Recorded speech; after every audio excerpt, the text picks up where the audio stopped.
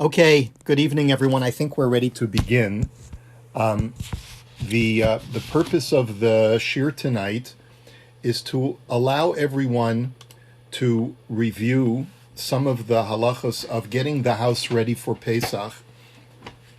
And what I always like to do, I grew up with this. Does everyone have this at home? This is the Rabbi Eider booklet that many of us grew up with. It came in a volume, I think, of 6, and then they put them all back together. It deals with some of the halachas. This particular volume is koshering and preparing the kitchen for Pesach.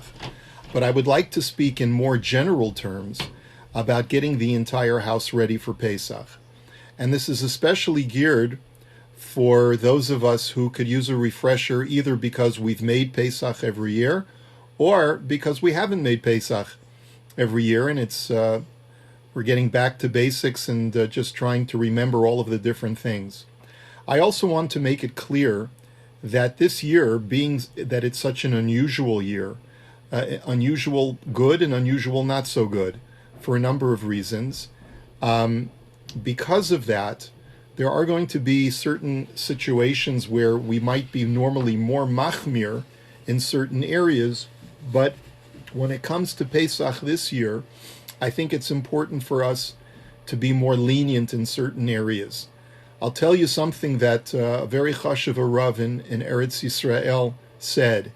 He said that because we're all home, especially those of us who have the children at home, he felt that it's important for there to be less tension in the house to the greatest degree possible. And because we need less tension in the house, we need to be lax to a greater degree to lower the tension. And his point was that even one scream at the children or the grandchildren or the spouse detracts from any chumrah that we possibly would want to accomplish. And it's important to bear that in mind. Just one losing of our temper, you've lost all of the benefit of that extra chumrah that you wanted to try and accomplish.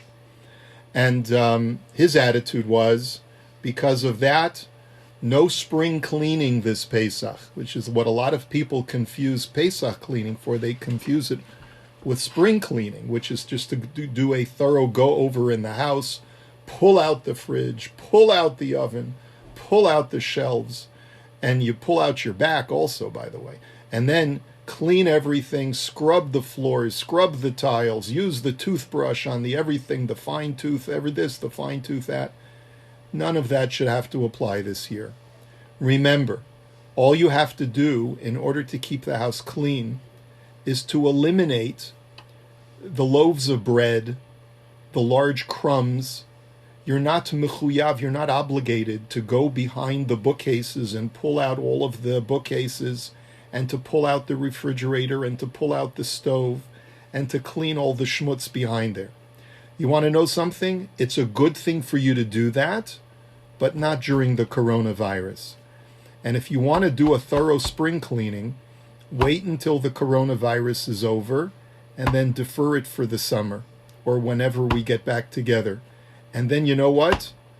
I suggest that the husbands hire someone to do the thorough spring cleaning long after this virus is over, and you go out to dinner with your wife and spend the night in a nice hotel with her, and then that way everyone will be happy. Okay? So it's important for you to put this all into perspective.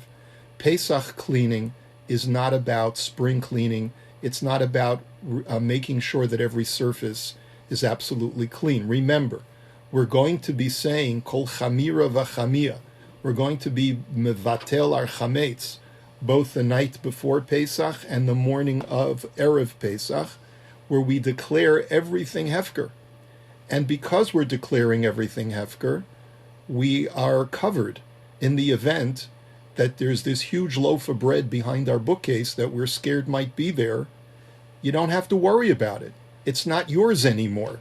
No matter how much chametz you may have in your possession, you've either sold it, which we're going to do like a regular year this year. We're going to sell your chametz for you, and you will have declared anything that hasn't been sold as to be hefker. And so your whole job is to make sure that there are not loaves of bread hanging from the ceiling that are going to drop into your Seder table. That's your job. Anything more than that, don't stress yourselves over. Again, I'm going to repeat this one more time, and I hope it's not beating a dead horse. Losing your temper even once because of the frustration of Pesach cleaning, you lose all of the benefit of that cleaning. You lose it. So don't lose it. Instead, stay cool, stay happy. Understand that all of us collectively are under an added amount of stress. Our blood pressures are slightly higher than normal, and therefore we have to do whatever we can to lower stress levels and not to elevate stress levels. Turn on the happy music when you're doing the cleaning. Make it a team effort. Dance with your family while you're schlepping things up and down so that it's a fun activity and not something that becomes laborious a chore and fills the air with tension. So that's the general introduction to this whole discussion tonight. Someone asked me a question, can we record, or are you recording and posting? I am actually recording with my phone, but if anyone would like to record it, I have no objection. You're more than welcome to. Okay, the first thing I wanted to discuss is that many of us who haven't made Pesach in a while are going to be purchasing or have already purchased new utensils. And as we know, new utensils have to go to the mikveh. So what are we supposed to do about that, especially when there's limited hours for the kelim mikveh? You should first know that there are some communities who have closed down their kelim mikveh because they cannot control the traffic that comes in and out of the kelim mikveh. Our decision was to leave the kelim mikveh open, but to limit the hours of use and also to allow only one person in at a time. We have the luxury of having a kelim mikveh that is inside our building, and we can control the traffic because our building is on lockdown. But even with that, there's only a limited number of spots. There may only be maybe 30 spots total for people to toivel their utensils. So what is a person supposed to do? The first thing is to know the halacha, that there are certain things that need to be toiveled and certain things that don't need to be toiveled. Okay, so the only utensils that need to be toiveled are those that the surface of it is either glass or metal. If it's a glass or metal surface that's going to be coming in contact with food, it needs to be toiveled. I get this question every year.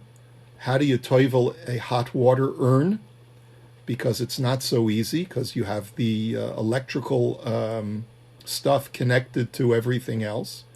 My standard answer is you should toivel the entire urn and let it dry out for 72 hours. To me, that's the way that it makes the most sense in order to make sure that it's a kosher, it's vila, and that you don't get electrocuted when you plug it in. My experience tells me that this will work. I haven't lost any congregants to electrocution yet, but if it happens to you, I apologize. That was a joke.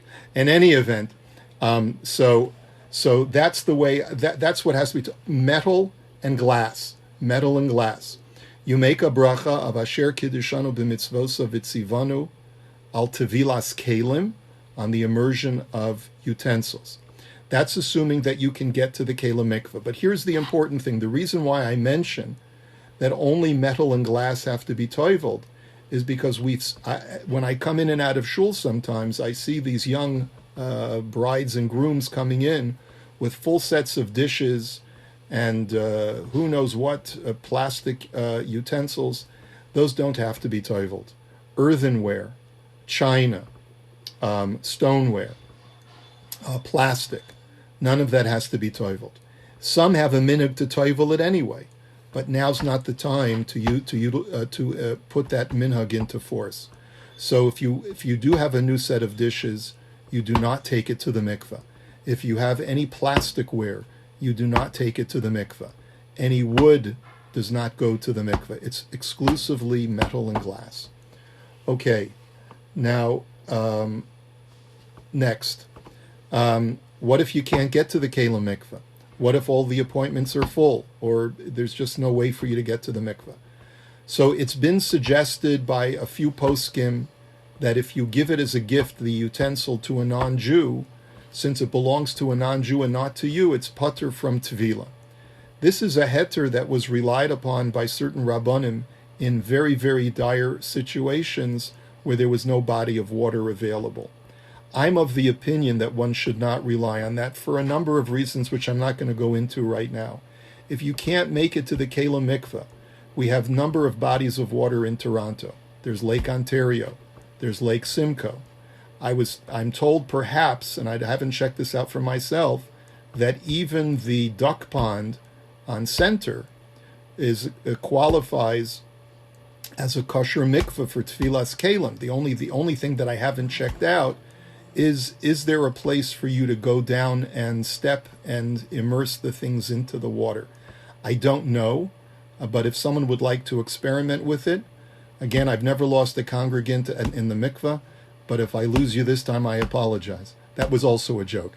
Okay, let's go on. So there's a lot of stuff to kid around about tonight. That's as far as tfilas kelim is concerned.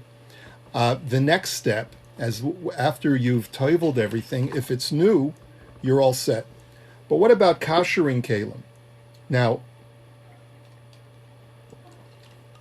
what I would like to suggest is if it's a choice between koshering kelim and buying new kelim, do yourself a favor and invest in the Pesach utensils. Or invest in the aluminum disposables, because the aluminum disposables, whenever you can get a hold of them, I know it's not environmentally friendly to rely a lot on the disposables, but for this 1 year, I think the environmentalists will be more forgiving. You should try to use disposable aluminum pans and disposable utensils whenever possible. If you don't have a full set of eating ware and you don't have a full set of cookware, that's what I would recommend as the first choice. Any disposable utensils and aluminum ware does not need to go to the mikveh, and it doesn't need to be koshered. There are very few things that the Korobkin household ends up koshering. We actually end up koshering nothing in our home for Pesach. We know that COR has a koshering service that they do very generously every year from the shul. As you know, that's not happening. So people have asked me, how do you kosher certain things? When it comes to pots, koshering a pot involves the following. If you have a non-Pesach tikka pot and you would like to kosher it, you fill the entire pot with water up to the very top. You bring it to a boil on one burner, and on the other burner, you take either a rock or some other non-flammable, dense item, similar to a rock, and you heat it up on the other burner. Once the water is boiling, you pick up the rock, not with your hands, but with the tongs, and you drop the hot rock into the pot, which causes the pot to boil over. The reason why the poskim say that that's the preferred method is because you need to make sure that the hot water boils over the top so that the rim, the very, very top, also is exposed to the hot water. That's how you kosher a pot. For koshering flatware, like forks, spoons, and knives, you don't need the hot rock. As long as you have a pot, it should preferably be a Pesach pot. Bring the water to a boil. It doesn't have to be to the very, very tippy top. And one by one, drop your flatware into the boiling water. And again, as I say, my recommendation, especially in our world of plastic and disposables, would be to rely as little as possible on koshering, because it's a headache and it adds to the stress, in my opinion, unnecessarily so. So that's how essentially you're going to be koshering pots, how you're going to be koshering flatware. Now, the issue of koshering other things, a frying pan, for example, cannot be koshered through boiling because it uses a medium of frying. Anything that is used for broiling can also not be koshered through boiling with water because it uses a dry heat. And we have a general principle that the way that you get absorptions out of a vessel is the same way that the absorptions go into a vessel. So with pots and with flatware that are generally used with hot liquids, since they absorb absorbed food matter through liquid, you can get it out through liquid. But frying pans, grills, any griddles, anything like that cannot be koshered in that fashion, and therefore you cannot use immersion in hot water in order to kosher them. In all of those cases where a metal utensil is used for grilling or is used for frying, the only remedy that you have is to kosher it in extreme heat, which what we would call in halacha libun gamur, which is a very high heat, about close to 1,000 degrees Fahrenheit, and that's accomplished by putting it into a self-cleaning oven. And I don't want to get too far ahead of myself, but the way to kosher an oven, many of us, if not most of us, have self-cleaning ovens. And so the self-cleaning oven is really God's gift to the Pesach observant Jew, because it makes life so easy to kosher. If you have a self-cleaning oven, all you need to do is to turn it on to a full cycle, and when it's done, your oven is considered kosher lePesach. Now, any utensil that you wish to kosher that requires this very high heat should also be put into the oven during the self-cleaning process. I want to emphasize that the manufacturer of the self-cleaning ovens always recommends that you remove the drawers. I'm not saying the right word. The racks. Thank you, Marcy. I saw your lips move. That you remove the racks out of the oven before you put on the self-cleaning oven. That's okay for the manufacturer, but that's not okay for us, because how are you going to kosher the racks if you're taking them out during the self-cleaning process? So, I always leave my racks in during the self-cleaning, and I do not follow the manufacturer's recommendation. I've never lost a rack in the process. The only thing that might happen is you might discolor the racks, and they may even slightly, ever so slightly, just warp just a very, very small amount. But I've been doing this for years, my friends, and my racks are just dandy. After I've koshered them every single year in the self-cleaning oven. And by the way, I have a gas stovetop, and so what I do in order to just do a thorough koshering of all of my stovetop paraphernalia is that I disassemble everything on top of my stovetop and I push it into the self-cleaning oven before I do the self-cleaning cycle. And anything that I know that needs a thorough burning out goes into the self-cleaning oven. Now here's what you shouldn't do, which I did many years ago, and I paid a very serious price for it. Don't put things that will not endure a self-cleaning cycle into a self-cleaning oven. I tried to do this because I wanted to kosher a young Russian Jewish family's home. And I thought, well, if I can't kosher their plates because they're made out of earthenware, maybe I can put it in a self-cleaning oven. Okay, so I was much younger then. You'll have to be forgiving with me. But don't do this. Don't do that. Only put things that are made of very durable metal that are meant to endure that kind of heat. Put it into a self-cleaning oven, and you've koshered it. And you don't have to worry about it anymore. But just realize things that are perhaps a little bit more delicate could melt and become damaged in the self-cleaning cycle. Okay. As far as I want to talk a little bit about countertops and surfaces in your house that would need to be koshered. As I mentioned before, when we're talking about koshering the floors of your home, you don't have to kosher them. The floors just should be cleaned, just mopped or vacuumed, v'gamarnu, and then we're done. Yes?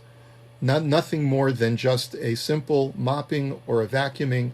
Please don't do anything more than that. As far as the countertops, well, there are different materials that countertops are made out of these days. If those of you who have the Formica countertops, don't feel bad about having Formica, by the way. Formica was the standard. So if your home is more than 30 years old, I know people try to make you feel bad because you don't have the fancy quartz stone. But we all grew up with Formica. There's nothing wrong with it. Formica, however, for Pesach, cannot be koshered. And so I know that when we first moved here, we have a downstairs small little Pesach kitchen, and the countertops are Formica. So there's a fellow that we were given his number. He custom makes these hard plastic covers that he'll measure your counters, and he'll customize those special Pesach covers. So we keep it in our furnace room, and we just pull it out for Pesach. After cleaning the Formica counter covers, we just put these big white plastic covers on, and we're done. It's a machaya. It's more labor intensive if you want to kosher the countertops. So let's say if you have quartz, or if you have other kinds of, or marble, or even Caesar stone, which is what a large number of our countertops are made of. Many poskim do permit you to kosher even Caesar stone, even though it's a composite stone, but it is so densely manufactured that it is tantamount to marble as far as its density. And therefore, all you would need to do is pour, you'd have to boil up a few kettles of water and pour the hot water once it's brought to a boil, pour it over every square inch of the surface of your countertops, and then you're done. Now, this could potentially be quite messy because water is going to be spilling over the sides of your countertops, down the sides of your island and the sides of your drawers. So you should have many, many towels available to you, and you should be ready to quickly wipe down all of the liquid that pours over the sides, because you don't want it to damage the sides of your island and the sides of your countertops. But it's very easily done. Just have a lot of towels available, and that's how you kosher. I've been asked the question many years, what about using steam cleaning for koshering countertops?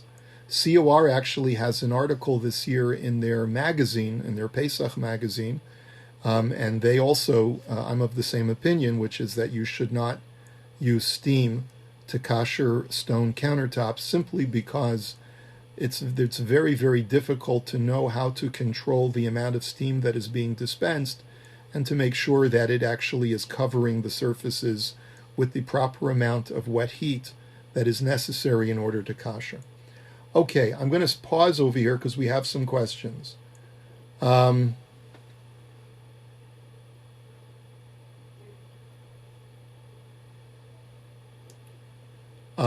Someone who's living alone should still rely on everything that I've said as far as going easy on getting stressed out. Another question: does an oven need to be scrubbed down clean before starting the self-cleaning cycle? The answer is no. Once you put something on a self-cleaning cycle, it zaps everything and carbonizes all of the contents. That's the whole benefit of a self-cleaning oven. No scrubbing is necessary. Now, if anyone, then that leads to the next question. What if I cannot self-clean my oven? It kills the oven if I self-clean it. Well, we certainly don't want you to commit homicide to your oven. So if you're that opposed to using the self-cleaning cycle, it will require a little bit more labor. And so what you should do is you should get a caustic oven cleaner. Now there are some ovens that do not have a self-cleaning cycle. In that situation, you do need to carefully scrub down the inside of your oven. What you should do is get a caustic scrubbing cleaner like Easy Off, or what's the other brand? I forget the name of the other brand, but it's basically you have to wear gloves because you can't let this stuff even touch your hands. You spray it on the inside of the oven, You leave it on there for like an hour or so, and then you have to scrub it down. You do the best you can. Don't make yourself meshuga over it. And then, once the oven has been cleaned and you've cleaned off all of the chemicals from that caustic cleaner, you turn on the oven to the highest temperature of bake, and you let it bake for 2 hours. And it gets very, very hot. It's not the same heat, it doesn't get to the same temperature of a self-cleaning, but it's sufficient to kosher the walls of the oven. And in that way, the walls of your oven are considered to be koshered. You cannot really kosher other things in that oven in the way that we described if they're used for frying or grilling, but at least the oven you can kosher that way. Okay, a kosher countertop with Pesach or Chumetz kettle. Okay, I'm going to get to the question that you're asking is, what kind of kettle should I use to boil up the hot water to pour onto the countertop? It doesn't really matter. But what I do recommend is that the countertops should be the last thing that you're koshering. In other words, you're taking out your Pesach, all of your chametz utensils should be put away before you start the koshering of the countertops. So what we generally do is we use Pesach pots and kettles to kosher the countertops. Okay. Next question. You mentioned an urn. Does an urn need to be koshered or only if you buy a new one? Very good question. Well, we didn't mention about koshering an urn. We mentioned about toiveling an urn, and the two terms have to be carefully distinguished. Whenever you buy a new metal utensil, it has to go to mikveh. So a new urn, as we mentioned, has to go to mikveh. A person says, "Well, I want to use my chametz dika urn. Is that okay?" There are some people who say that it's acceptable if you know for sure that it's never come in contact with actual chametz. I'll be honest with you, I'm not so crazy about that idea, because I feel it's very, very difficult to monitor that and to be sure that the other 360 days or 355 days of the past year, you know for sure that nothing chametz splashed up against the urn. So I'm not so comfortable with that, but I would tell you as follows: if it's going to create too much stress in your life, and you feel that it's really not practical, then certainly for this year you could rely on it to use your urn that you use the rest of the year. Just make sure that it's very, very clean. Again, I'm not crazy about it. I would much rather you order a new urn on Amazon like I did one year. They're not expensive. It'll be delivered to your home and just toivel it. But if it's really too difficult for you, then you can rely on the more lenient opinion. Okay, I answered that question again. I haven't talked about sinks yet. Okay, so we've talked about koshering countertops. What about koshering the sinks? If you have stainless steel sinks, well, you're in luck then, because you can pour the hot water that you boiled up for the countertops, and you can use the same water to pour over the surface of the sinks. You should also pour hot water over the entire spout of where the water comes out. Should be pour hot water all over that so that you're koshering that surface as well. The Insta-Hot water dispensers, some people, again, it's sort of like the same status as the hot water urn. So we stay away from it. We don't use it on Pesach, but there is a room to be lenient if that's your normal source of hot water. But on Pesach, I'll be honest with you, my wife and I, we cover that up for Pesach. Once again, just because it's very hard to know how it's been used over the course of the rest of the year. I should point out at this point that if you have a water heaterless house, which means that we recently gave a shir about this, a sugya shir. If you don't have a water heater because you have the instant hot water that runs through your house, even for your shower and your hot water sink, this becomes an issue of using it even on Yantif, and you should be aware of that. Even though we normally allow you to use water from the tap that's hot, that's assuming that you have a hot water heater in your cellar. But if you don't have a hot water heater and you have the instant hot, then every time you turn on the hot water tap, you're activating a switch which causes the water to be heated. And so that would not be permitted to do on Yontif, even though the old-fashioned water heaters, you are allowed to use the hot water tap on Yontif. I just heard I should put a rock in the sink when I'm koshering. No, that's not necessary. You don't need to put a rock in the sink. You just have to pour a hot kettle of water over the entire surface of the sink. Now that's if you have a stainless steel sink. If you have a ceramic sink, it's really not possible to kosher ceramic and or enamel, and therefore you should get plastic tubs or inserts to use specifically for Pesach. You can pick those up at Walmart or a number of different stores, and just clean the sink very well. Some people actually cover the ceramic sink with aluminum foil. That's an added stringency, but technically, as long as you are making sure that your Pesach utensils are not coming in direct contact with the enamel sink, then you're okay. If after you put in the insert there are exposed areas of the enamel sink, then it is recommended that you cover it with some surface so that when you're washing the dishes, the dishes don't come in, and the other utensils don't come in direct contact to touch the enamel surface. As far as dishwashers, it's a little bit iffy, the whole use of dishwashers that you use for the rest of the year. Most poskim are not permissive. I received a psak once that if you replace the racks of the dishwasher, you get new racks from the manufacturer, and you run the dishwasher through a full cycle, and then you replace it with the Pesach Dika racks, then it would be okay. I leave that up to you.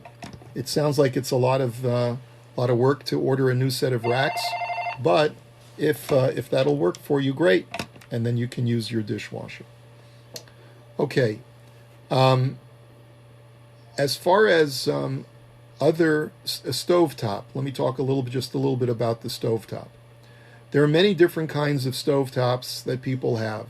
The easiest thing to kosher is an electric stovetop which has those coil burners, because all you have to do is turn them on the highest temperature, and that immediately koshers them. They're immediately koshered for Pesach. Any space between the burners should be covered with heavy-duty foil. But here you have to take extra care to make sure that you don't cover the vent that's on the top of the stovetop. Now, what I mean by the vent is that every stovetop, without exception, has a vent. If it didn't have a vent, you would die of asphyxiation from the carbon monoxide buildup that's inside the oven. So you need to make sure that if you're dealing with a stovetop that's on top of an oven, you don't cover up the vent. Look for the vent. It's in different types of ovens, it's in different places. Just make sure that when you cover your stovetop, you're not covering the vent. And if you're not sure, consult the manufacturer or the manufacturer's manual to find out where the vent is. So any space between the burners should preferably be covered up with some kind of heavy-duty foil when you're dealing with those electric coils. If you're dealing with a gas burner and you have individual burners, then it's also very simple. You turn on each burner at full intensity. They doesn't have to be all at the same time.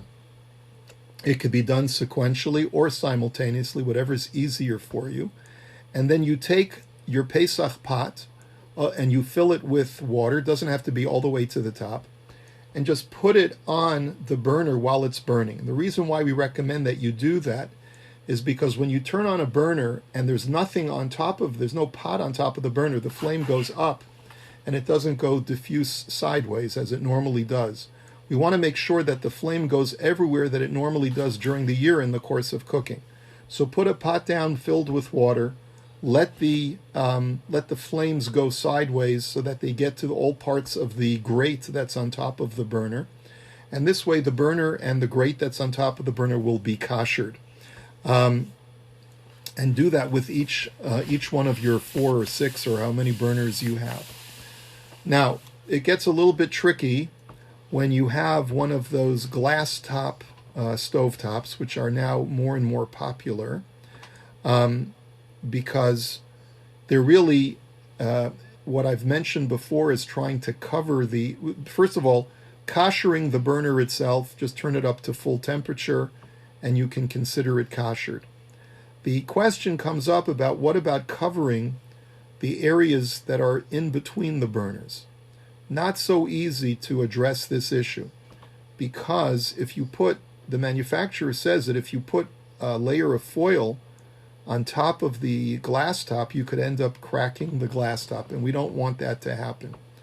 And so I don't have an easy solution, but I've been told that if you take a non-flammable sort of, there are Teflon, like rubbery kinds of things that are very malleable and you can cut them to size. I've been told that if you place those on top of the stovetop and you cut out a hole just for the burners, that will actually be helpful, but I've never tried it. If anyone has another suggestion, I'm more than happy to take that suggestion. The question that was posted is, how long does the pot need to stay on the flame? 15 to 20 minutes. Okay, next question. I've used upside-down aluminum oven liners and cut out the area of the burners. That's what Ellie says. And that may work. I just don't know if that's going to damage the glass top or not. If your experience is that it doesn't, that's great.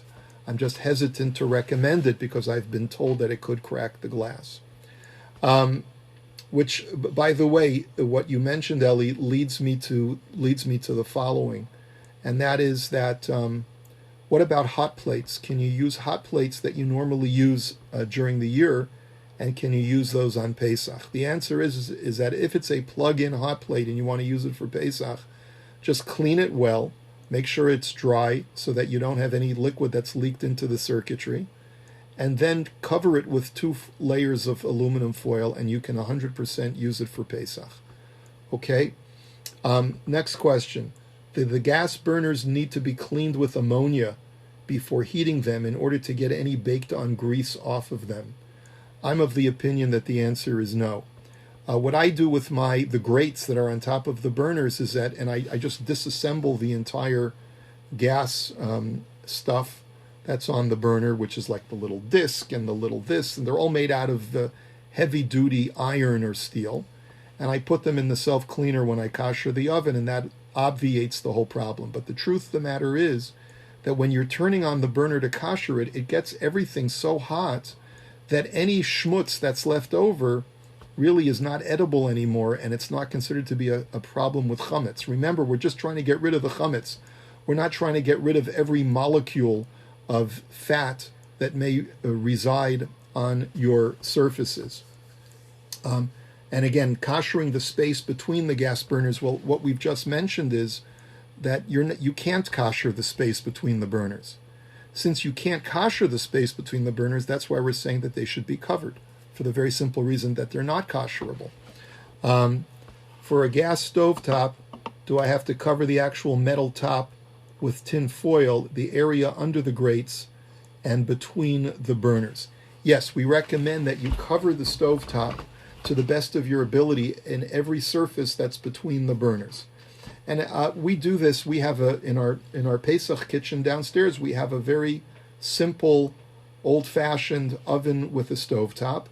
I take 2 pieces of heavy-duty foil. I just remove the burner apparatus. It's got those electric burners. I pull out the burners. I just spread 2 pieces of heavy-duty foil over the surface. I cut out 4 circles to put back the burners and to put the burner apparatus. and it fits in beautifully and it works great. Just again, don't cover the vents. For a gas stovetop, okay. Can you use your regular plata on Pesach? That was the question that I just answered. A plata is a heating plate. And the answer is yes, as long as it's clean and you've put 2 layers of aluminum foil on top of it. How do you clean a microwave? 2 questions, one after the other. Is a microwave kosherable for Pesach? So again, normally we would say we do not recommend koshering microwaves for Pesach. As a matter of fact, we have a separate microwave that we pull out of the Pesach closet that we use just for Pesach. Microwaves are actually quite affordable these days, so that's what would be our first recommendation. If that becomes a burden for you, there is a method of koshering. You should certainly cover the glass disc that's on the base of the microwave that's used for the turntable or the turnstile. That should be covered with saran wrap. And then if it's completely clean inside the microwave, you take either a big styrofoam cup or a big ceramic cup, fill it with water.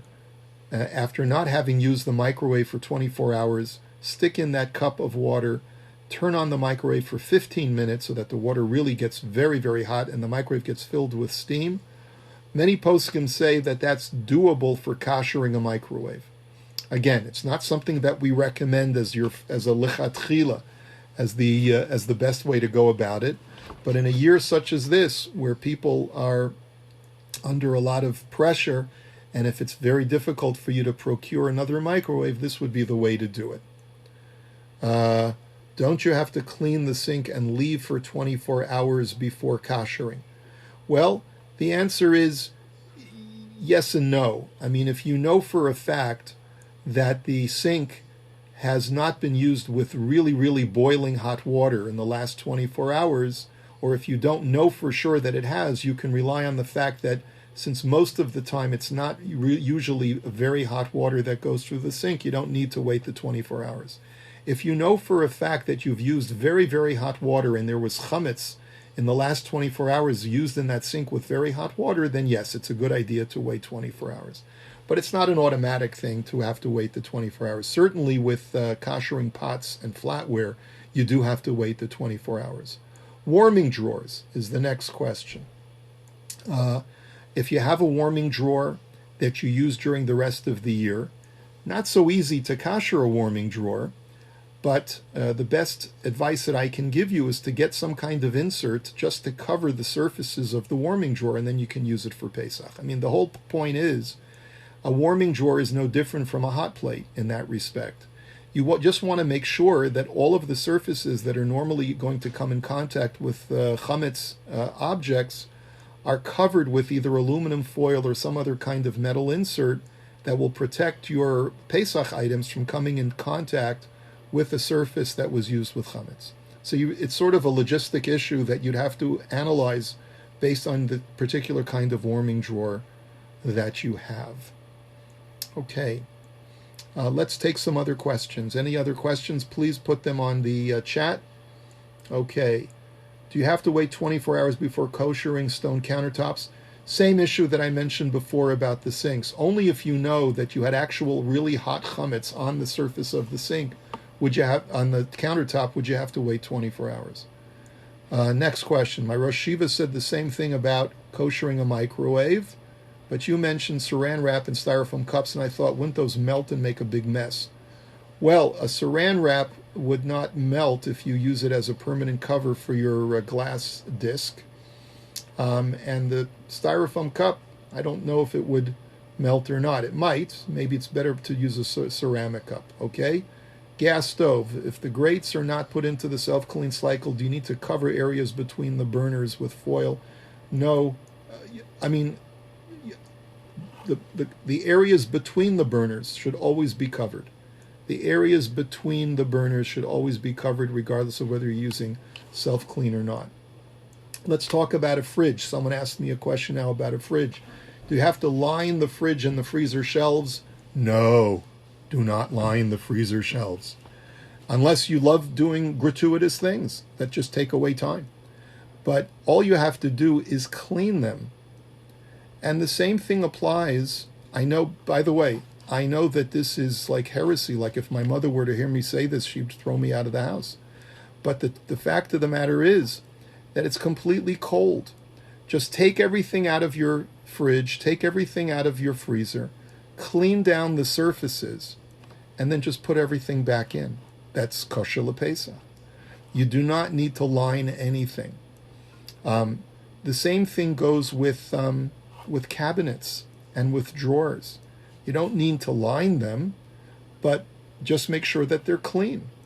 And if you want to, you could take, I know that in many drawers, they have these plastic dividers that are for the forks, the knives, and the spoons. You could get a special one for Pesach. That certainly would be preferable. But if that's an inconvenience, just clean out the one that you use during the rest of the year. Make sure it's very, very clean, and you can put your Pesach items in there. Because again, you're dealing with cold stuff. So there's no need to make yourself crazy. Just make sure that it's clean. How do you kosher an induction cooktop? 1 second, let me see. Okay, so in order not to have anger and chumras, how about a one-day chag? Okay, or how about eating kitniyot? All right, wise guy. You and me in the back after this shiur is over. Okay, next question.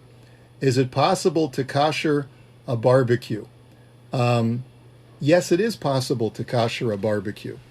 The way that you kosher a barbecue is that you have to clean it out. First of all, remove the grate that you use for grilling on the top of the barbecue.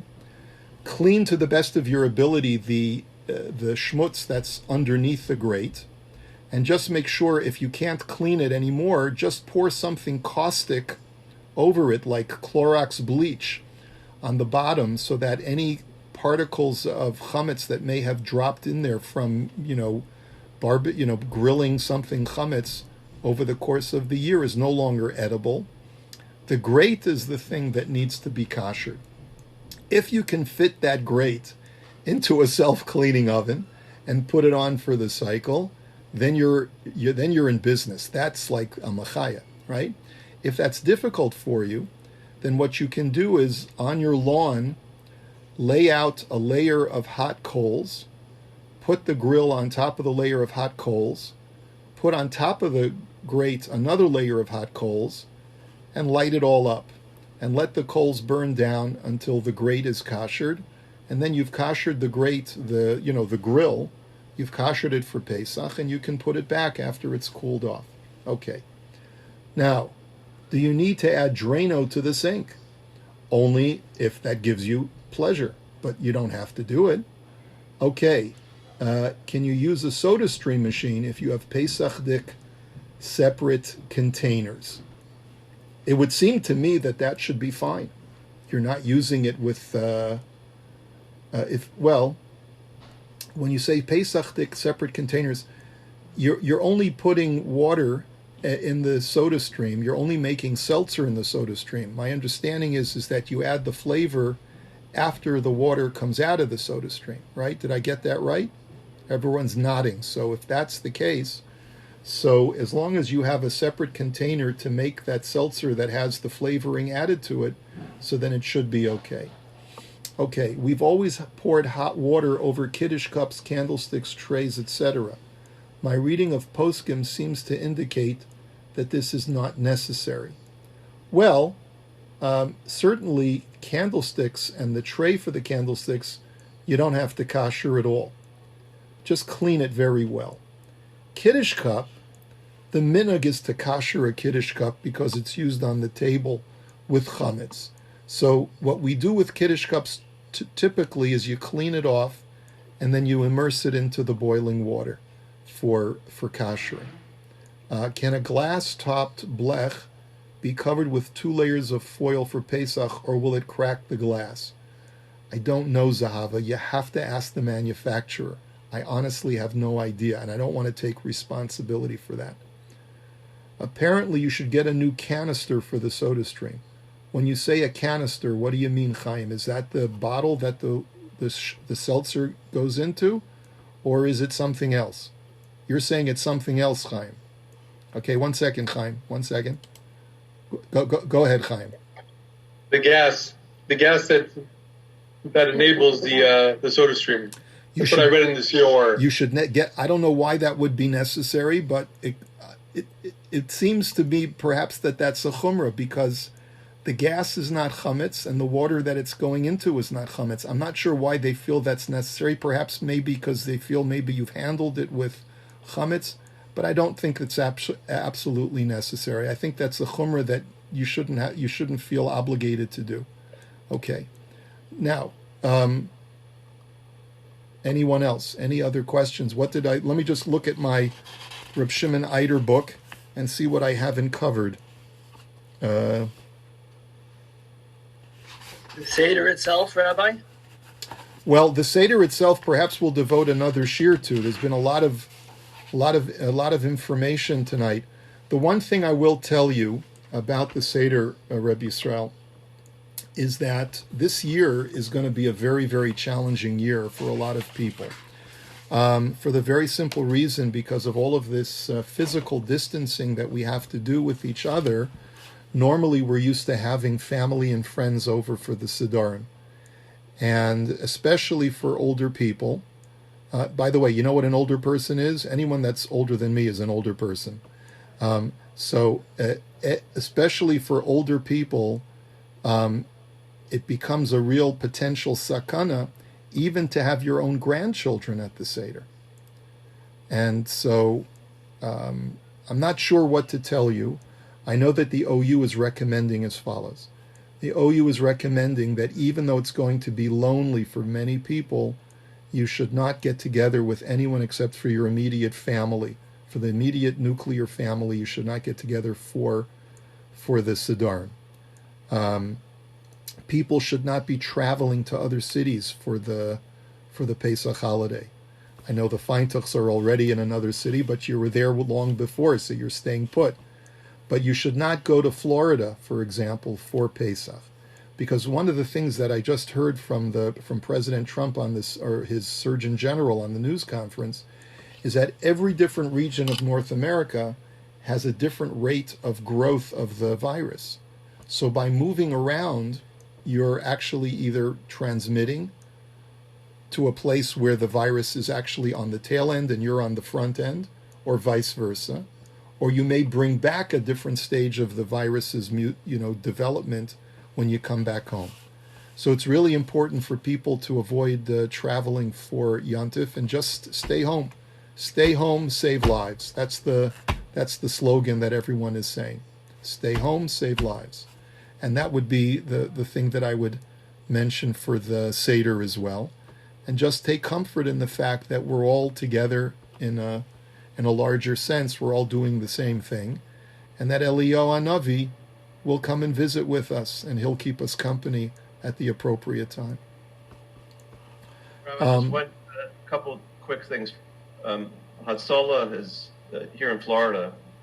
I've come out with a request that has been signed by most of the Rabbanim here, pleading with people not to come down to Florida under any circumstances. Yes. So just to reinforce what you just said. The second thing, we may have missed it, maybe we came in a little bit late, but did you talk about microwave ovens? Microwaves. With the turntable on top, like not built in. Yeah, the turntable of the microwave. So first of all, I mentioned for microwaves, we recommend that you have a special Pesach microwave, a standalone. Try not to. The lichatchila, our recommendation is not to use the same microwave that you use every year. We talked a little bit about leniencies that could be relied upon for this year. But if you are going to rely on that leniency, then you should definitely cover the turntable, the glass turntable on the inside of the microwave. You should cover it with a couple of layers of saran wrap. I'm assuming there won't be a communal... Oh, there's a question of koshering and induction cooktop. I apologize.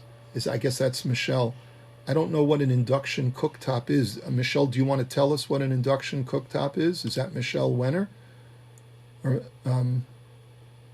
Do you want to tell us what that is and unmute yourself for a second, or does anyone want to? Yeah. Yeah. I mean, an induction cooktop is the burner only goes on when a stainless steel pot hits the burner.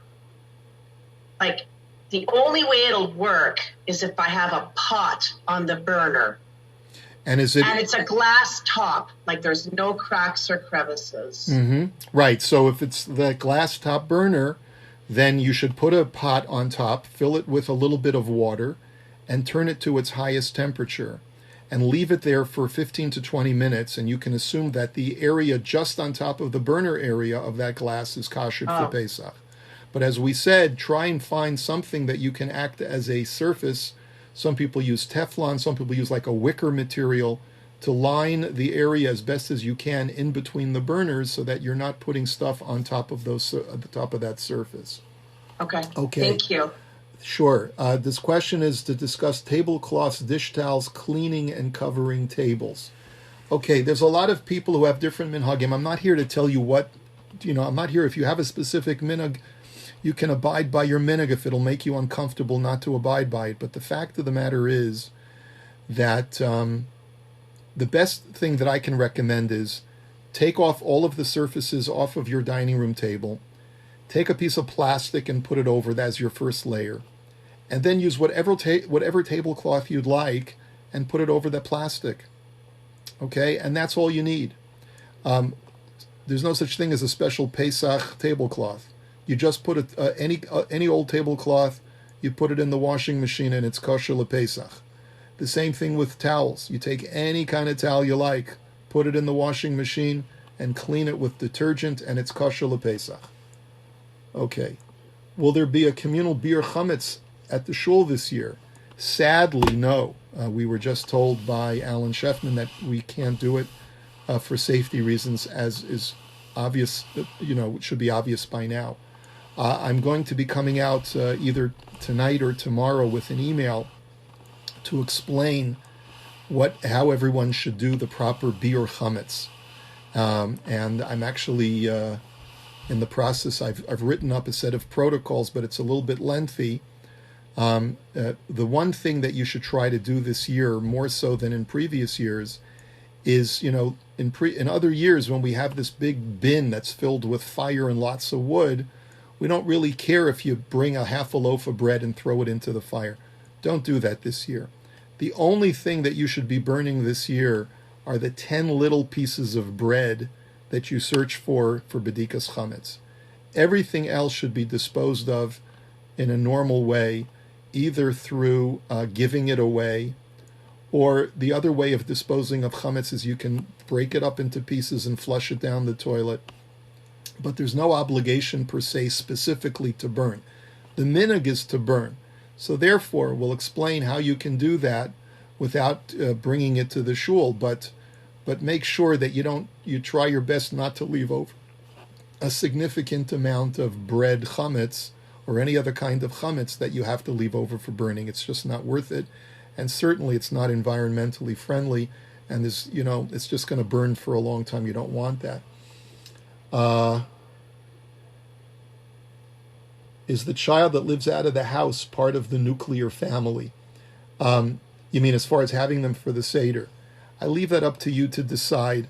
Certainly if the child is coming from out of the country, they should be in isolation for 14 days. So it's a little bit difficult for us to recommend that they come to the Seder table unless you put them on the other side of the room. Will there be the usual pre-Pesach garbage disposal at the Garnet? Great question. Just got an email from Alan Sheffman, our counselor this year. He says it's not going to work this year. I'm waiting. I think he just actually called me during our shir tonight because I asked him if we could discuss it because we have to try and make alternate plans. But we'll try our best to let you know as soon as we figure it out. Do the Bechorim have to fast this year or can we do a sit? Well, we're going to have an online siyum. We're going to have 2 online siyums on Erev Pesach, one at 7 a.m. and one at 9 a.m. And you can participate in the online siyum if you're a Bechor, and then you don't have to fast. Should we wrap the little pieces in aluminum? Worried that the bread won't burn like that at home. Of course you can't burn bread if it's wrapped in aluminum. So You can wrap it in aluminum when you're doing the bedikas chametz, but once you're burning it, you're going to have to open up the pieces and drop the pieces into the fire and shake out the aluminum to shake out the crumbs. How are we doing mechiras chametz? I'm hoping it'll be done at my home with Justin as we've done in previous years. I'll keep you posted, but you can certainly rely on that. We'll make sure that it gets done. Can we use the same Brita water pitcher that we use during the year? Excellent question. My thinking is that if it's brought to the table, it's not a good idea. If you bring it to the table, a lot of the Brita pitchers you bring to the table and you pour it during the course of the meal. I don't think it's a good idea to use that for Pesach. Vaughn is having double up day so you can put out 6 items of garbage this year. That's absolutely correct. Thank you for that. Can we use the same salt package we use from during the year? Not the salt shaker, but the big package that has been in a chametz pantry but not used to pour directly on food. As long as it's not iodized salt, because iodized salt contains kitnius. But if it's regular salt that's not iodized, then in theory you should be allowed to use it. But the minhag is to buy a new thing of salt for Pesach only because salt is such an inexpensive commodity, thank God, these days. Does baby formula have to be kosher for Pesach? No, because babies can consume kitnius. As long as it has an OU and there's no wheat in the ingredients or no grain in the ingredients, it's only considered kitnius. But as far as what you do with the baby formula, you have to get a separate set of baby bottles for Pesach and a separate brush for Pesach that you use to clean the baby bottle. And when you clean it, it should be cleaned separately from all of the Pesach utensils because it has kitnius in it. So what a lot of people do is they clean the baby bottles in the bathroom sink instead of in the kitchen sink. How will we give you our mechirat chametz forms? There is a form online that you can use to sell your chametz that we just did for this year. So if you have the mechiras chametz forms and you fill them out, you can scan them and email them to Avital in the office at avital@bayt.ca, or it's either office admin or office@bayt.ca. Or you can go online and without filling out any form, you just fill out an online form, which is on our website, bayt.ca. Let me just make sure it's there. I'm just looking online very quickly. Yes, it's right. It's the first thing on the screen. So let me just put that up there. So let me see if I can. Here we go. Here's your buy it screen. Everyone see that says online mechiras chametz form where my cursor is, and it says click here to access. So you just click on the top over there, and you do mechiras chametz 5780, and it's got the whole ganze Geschäft, and it's a machaya. Okay. All right. Good. So I think we're going to close the meeting now if no one has any further. Let's see. Can we use the same Havdalah candle that has been extinguished on a chametz dish if we extinguish it on foil? Yeah, it's okay. Since garbage pickup in our area is on Thursdays, how do we dispose of the garbage that gathers up from previous week if there is no collection at Garnet? Great question. The answer is you're going to do what every Jew does who doesn't live in Thornhill and doesn't have a Garnet Williams Center bin, which is you're just going to leave it in a bag on your front lawn and make it hefker. And it's not yours anymore. And that way, it's not your chametz anymore. FYI, that last double up garbage day is this Thursday. Next garbage day will be the first day of Yontif. Okay? Not sure. I don't know what the facts are. I'll have to check with Mr. Sheffman. Okay. Ladies and gentlemen, thank you very much for your patience. And I think you really worked out well tonight. If you have any further questions that were not clarified in the meeting tonight, please feel free to email me. I'll try to answer your question in a timely fashion. Miss you all, and I hope you have a great night. We'll speak to you during the week. Take care, everyone. Rabbi, thank you very much. Thanks, Thank you. Rabbi. It's a pleasure. Thanks, Rabbi. Thank Good you. night. Good night.